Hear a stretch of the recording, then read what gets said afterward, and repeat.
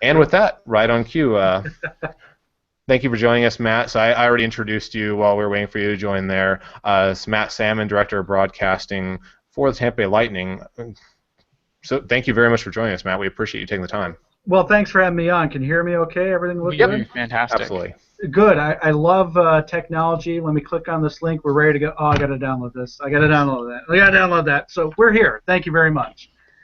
Awesome. So let's get right down to it. So we were just kind of talking a little bit about your series over there. Big Game 5 win for you guys last night. So I know last year the Lightning was in a similar situation. They won Game 5, then New York came out and just hammered them in Game 6, but they eventually got it done in Game 7. How do you feel about this coming up Game 6? How do you think they're going to come out? I think they're going to come out with a sense of purpose, and it really goes back to that experience last year. In fact, the team landed in Tampa about 3-4 hours ago, and that was the message. They just said we need to go in with a different mentality than we did Game 6 last year against the Rangers, and I honestly believe that they're going to do that. Now, that doesn't guarantee a win, but I do believe that they're going to come in with the mindset of we have a chance to close the series out now. Just by going out on the ice doesn't guarantee that. We have to do our job and face probably the toughest opponent in their toughest situation thus far. Interesting stat that I pulled out from last year's playoffs.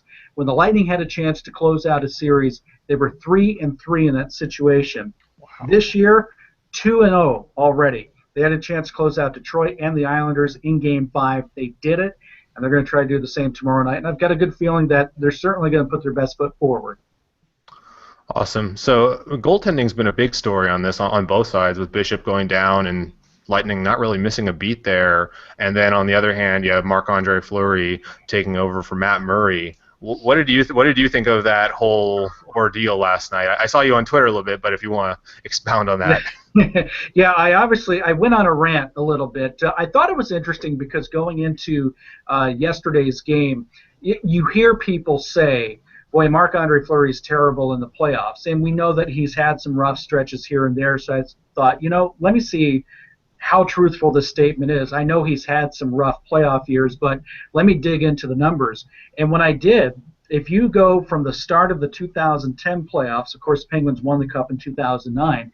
So start of 2010 playoffs through his relief appearance in Game 4, his save percentage was .896, and that's in 50 games, 48 of them starts. That's very average. In fact, it's really below average in terms of the number one goaltender. So when I looked at that, I just threw it out there on Twitter, and I said, just kind of, hey, I'm going to leave this here for you because most people can look at that stat and go, that's really not that good. And my message was if the Lightning could get 30 shots on goal, then they stood a good chance to beat them. Now, the Penguins did a great job of blocking a lot of shots last night, but even though the Lightning only got 25 shots, they didn't hit the 30 plateau, you could clearly see that Fleury was not that comfortable. So I pretty much railed on the Penguins after that point. Probably went a little too overboard, but I was excited. But it's interesting because Mike Sullivan, I don't know if it's gamesmanship or if he's truly conflicted here, but he says that he's not going to select a goaltender until Game 6, or at least until tomorrow. We'll find out. And I would hope, if I'm a Penguins fan, I'm hoping it's just gamesmanship, because if you're really sitting there today and it's almost 6 o'clock Eastern and you're going, oh, gee, I wonder who's going to be in net, you're done. I mean, there's just nothing good there. Now, in relations to the Bishop and Vasilevsky situation, of course, Ben Bishop injured, so the Lightning had no choice. They had to go to Andre Vasilevsky. I think he's done well. Vazzy tends to play better when he gets more starts, when he gets game after game after game after game. He does well, and we've seen that. He's certainly held down the fort at the very least. I actually had a fan ask me after the game on our postgame show, when Bishop gets healthy, do you go back to Bishop or do you keep Vasilevsky? And I think there's a big difference here between what the Lightning are going through and what the Penguins are going through, and that is the fact that Mike Sullivan went from Matt Murray to Marc-Andre Fleury and perhaps maybe going back to Matt Murray tells me that they don't have the faith in Matt Murray to bounced back from a tough loss.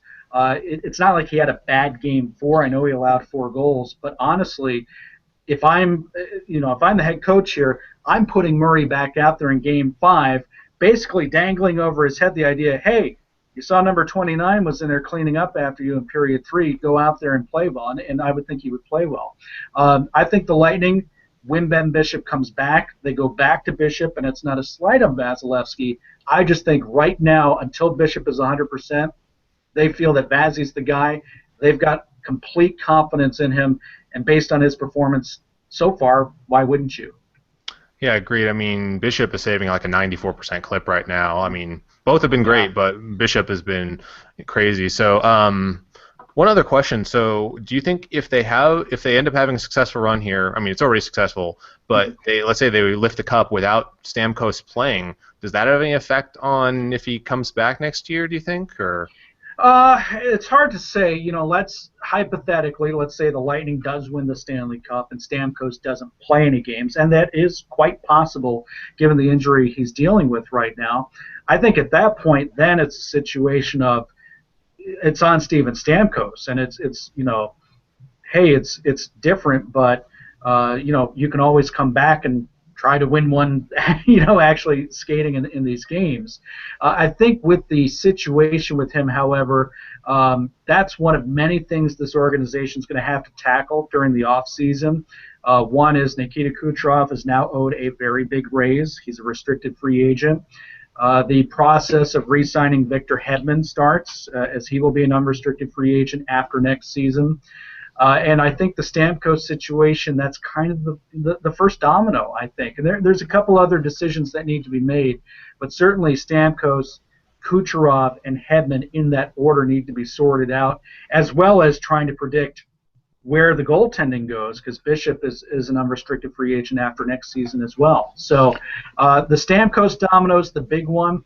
If the team were to win the Stanley Cup and he only has a minimal impact in terms of ice time, I think it really just goes back. The ball's in his court. Hey, you won a Stanley Cup, but if you want to come back and try to win another one and actually participate in the games, then that's really up to him. And then maybe you get a deal out of him. Who knows? I guess that was my next question. Actually, was because you brought up the Ben Bishop contract. Is if Stamkos stays, does that is it Stamkos or Bishop at that point? Does one of them have to go to make room for the other with Vasilevsky's play? Possibly. I think there's two trains of thought here. One is, and let's talk about Vasilevsky. In the 24-year history of the Tampa Bay Lightning, they have never drafted a goaltender, brought him up through the system, made him a number one. They've had some good goaltenders over the years, but have never really created a number one goaltender from the draft until becoming a number one in the NHL. It was clear when Vasilevsky was chosen with the second first-round pick that the Lightning had in 2012 that was their goal. They thoroughly believe in this guy. He will be the number one someday. So the question is it after Bishop's contract expires next season, or do you drag it out a little bit? Now, in relations to the Stamkos contract, let's say Stamkos does resign, and let's just for argument's sake say it's $10 million, and there's 1/7 of your cap there. The Ben Bishop option is a possibility. That's $6.5 million, and you're not guaranteed the same type of performance now than, say, 2-3 years down the road.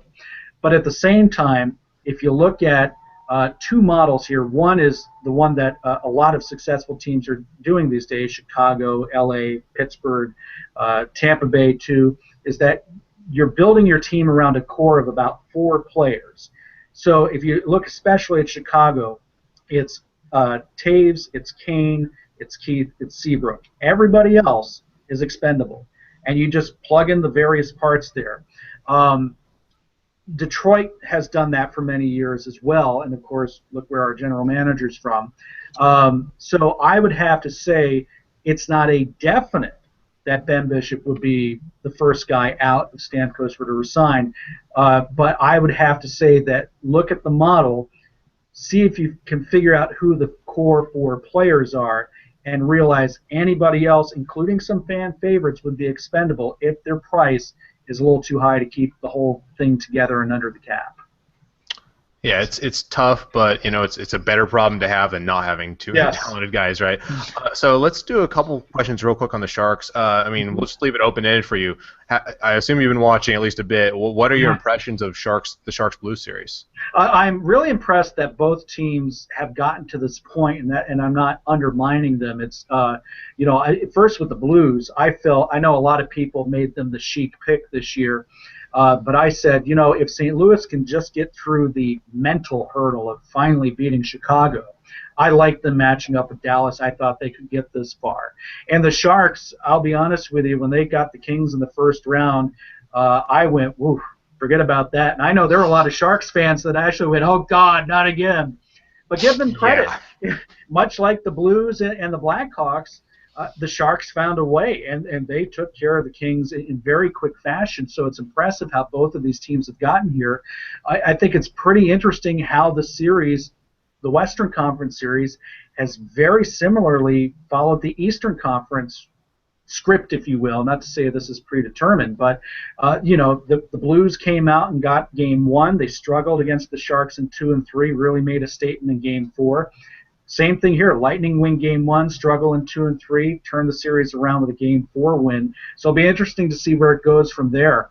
I like both teams, but what's interesting about the Sharks is because they were not the chic pick to come out of the West, they're surprising some people, but you look at the talent out there. I mean, of course, everyone knows Joe Thornton and Patrick Marleau, but I still, to this day, believe Joe Pavelski is quite possibly the most underrated scorer in this league. And it's funny, last season I had a conversation with Dan Rusanowski, the radio voice of the Sharks, and he was talking about how it was an interesting transition year because you wanted to keep that core, Pavelski, Marleau, Thornton, but you had to bring in some of this younger talent, Tomas Hertl, for example. They needed a goaltender. They got Martin Jones. So, it was an interesting mix. It didn't quite work out last year, but it's all coming together this year. And they're a dangerous team. They're a little off the radar, despite the fact being one of the final 4 teams in the conference or in the NHL. Definitely. So one last question. It's a little bit off of the current topic, but former Shark Dan Boyle, also former Lightning, is retiring. I think you've been to Tampa during his run there, right? Yeah, so absolutely. What are some of your favorite memories of him? Yeah, I've been fortunate. I've worked with the Lightning in some form or fashion for 15 years now, so I was actually here before Dan Boyle, believe it or not. One of the things that I remember about Danny Boyle was he was a cast-off from the Panthers. He just did not fit in with the Panthers, just could not, for whatever reason, work under Mike Keenan. A lot of players can't for whatever reason. And I'll never forget that he was traded to the Lightning for a 4th-round draft pick. The player who was drafted by the Panthers with that 4th round has never played in the NHL. At last check was playing some low-level minor league team, or for a low-level minor league team, I think in Danbury, Connecticut. I mean, the guy's never panned out. Yet Boyle has been a key cog for a lot of teams, and I know it was a pretty disastrous end for him in New York, but the day, a lot of people don't know that when the Lightning won the Stanley Cup in 2004, Dan Boyle, his groin muscles were basically being held by a thread. I mean, he battled through a lot of injuries. He had a tough learning curve with John Tortorella, but they were able to make it work. And the day that we traded him to San Jose, it was great for the Sharks, but that was a tough day. That was the Cowboy owners, as Tortorella would call them. Jay Feaster got out of the way and got out of the organization before that trade was done. It's quite arguably one of the worst trades in franchise history, and the franchise never really recovered from that because, as you know, when Dan was in his prime, he was, he could be a defensive liability at times, but in terms of the transition game, getting the puck up the ice, a power play quarterback, when Dan was in his prime, he was one of the best in the league, and the Lightning did not have that. You could argue up until maybe last season the maturation of Victor Hedman, bringing in a guy like Jason Garrison, Anton Stroman. So the Lightning went about 5-6 years with nothing in that position because of the trade of Dan Boyle. He was missed, but he's such a great guy. I hope that he comes back and retires here because it sounds like Brad Richards and Vinny LeCavier are going to do the same thing. So it's going to help out our alumni team real well. Their golf game is going to pick up quite a bit. But he was a great guy. And like I said, I wish it ended a little better than how it did in New York for him on a personal level.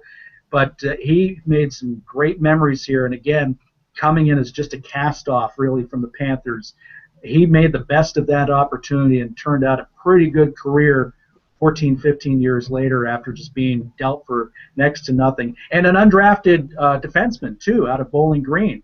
You know, give the Panthers some credit for finding him, but, you know, a lot of people look at Marty St. Louis, Tyler Johnson for, you know, undrafted free agent stories, but Dan Boyle was maybe the first one in team history to do that. Yeah, he was fantastic. I mean, we loved him here for obvious reasons, but he was a great guy. Like, anyone who met him had nothing but great things to say about him. And with that, I want to thank you for coming on. We don't want to take up too much of your time. We really appreciate you coming on here.